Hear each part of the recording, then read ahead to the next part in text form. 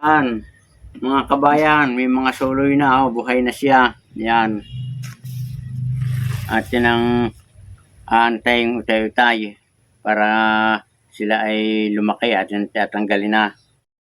Ang atin namang papakita sa inyo ay tayo magagrafting ng multiple color nitong ating hibiscus o gumamela plant. At bago tayo magpatuloy, tayo muna kukuha ng ating cutting na ating gagamitin. Ito, kukuha tayo dito. Yan. Tayo ay kukuha pa doon sa ibang puno para ito ay apat na kulay. Tanggalan ng dahon para hindi ganong ma-stress pag ating idinugtong. Bali ito mga kabayan ay apat ang kulay. May peach, merong madilaw-dilaw, may mapula, at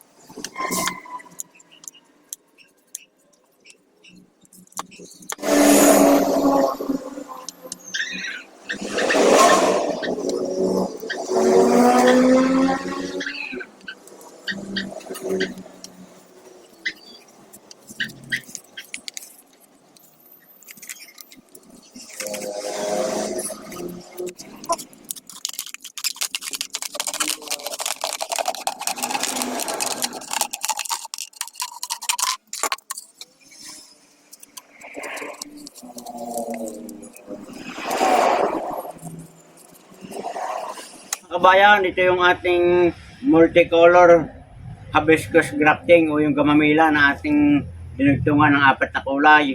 Ngayon, pagkaraan ng 18 days, ay ito yung kanya resulta.